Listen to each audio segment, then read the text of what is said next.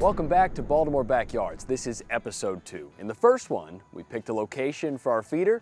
Now we got to fill it up. We're going to head back to Mary Lynn and Bryant at Wild Birds Unlimited and talk seed, feed, and birds that hum.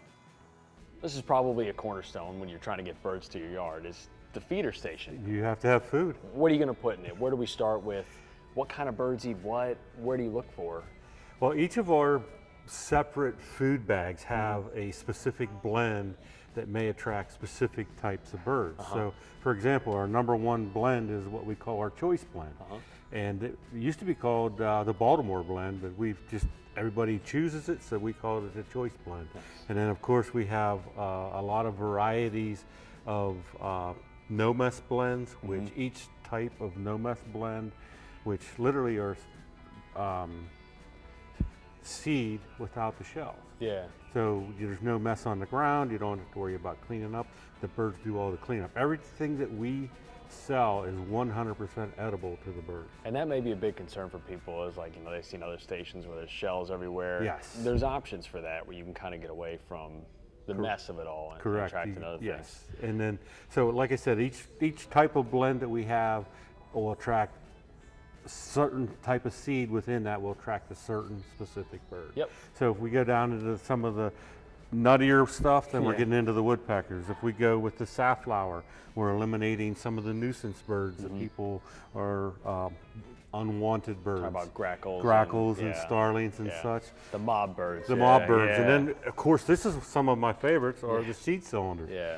These you can put out and just set it on a feeder. Easy. And they come in and they peck at it, and it gives you a really long viewing time, #1, plus they last longer. So if you're going on vacation or something like that, instead of having to fill the feeder every day, throw one of these out there. Brian, it's like that tablet you drop in the fish tank when you're going to be gone for a bit. You kind of leave it for them. And this is a good one too, because we were talking, you mentioned there briefly, but sometimes birds come in and they dine and dash and they're in and out. This kind of gets them to stick around because they got to work at it a little bit more. They'll perch at it. You see the details in some of these birds, and so good options there. And then we come on down into the suet, which is literally high fat, high energy for the birds. The woodpeckers, this is going to be your biggest draw for a woodpecker, is they get into the suet, and there's a lot of different birds that will eat the suet. And then, of course, we have the suet balls, and then we have something called bark butter, where you literally just take a fork and smear it on a tree, and the bird will come in and eat it off of it. Not to be confused with apple butter, right? Not to be confused with peanut butter either. Right, there you go, But these are the different kinds of food and seed that we have available, and it's brought in fresh every week. So you start seeing what's in your yard and maybe what you want to bring to your yard. Correct. And that's going to matter what kind of food you give. We're a problem solver, plus we're a solution maker. Yeah. Now they're working hard as it is, so a lot of these feeding stations just give them that boost of energy. A lot of birds migrate, come to and from. So know that you're putting this stuff in your backyard and it's helping the environment in a way. I mean, that bird gets a better chance at life now because it's kind of stopped off at a feeding station. Yes. I'm really excited about this one because this is one of my personal favorites. We want to talk about hummingbirds. Just captivating. I mean, the way they fly, the way they operate, and I think so many people kind of relent that there's no way they're going to show up.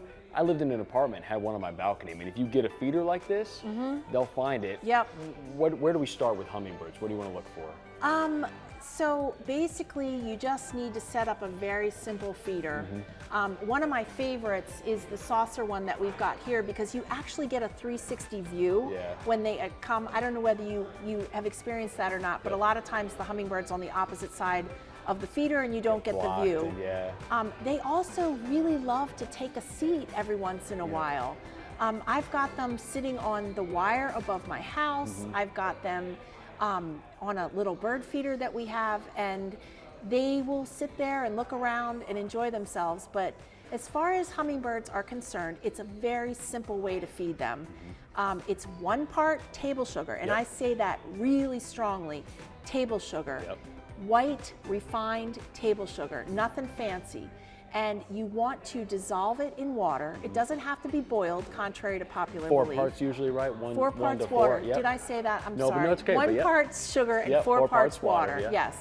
And you just have to dissolve the sugar in the water and watch them come. They also are very drawn to plants that pollinators like.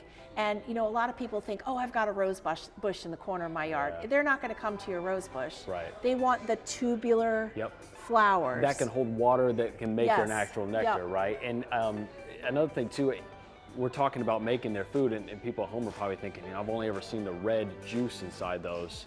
That was, you know, popular for a while, but it's actually not great for them. It's better to make your own. Well, you think about dyes, you know, and you think about red dye, and it's just not necessary. It may harm them. The studies are not complete. Why roll the dice, but though? why bother? They don't need it. If you've got the colorful hummingbird feeder, if you've got plants for pollinators, native plants, things like that in your yard, they're going to find you. You mentioned the perches earlier. These are really small, and that's why it's key sometimes to get these feeders, because they're feeder. I mean, they're tiny birds, right? Yes. They're very particular about what they will land on. Right, for sure. So these are some great options. I mean, you can get hummingbirds in your backyard. You may think I've never seen them before. Put one of these out, give it a try, and you really might be surprised. It was great talking to Mary Lynn and Brian and getting an idea of what we'll need to make our birds happy. In next week's episode, we're going to go deeper, look at options and what we need to buy to make our project a reality. I'm Chris Swaim, and we'll see you in next week's episode. If you've enjoyed that episode of Baltimore Backyards, you can check out more episodes by clicking this box down here. And while you're at it, go ahead and tap that circle to subscribe to WMAR 2 News for great content posted every day.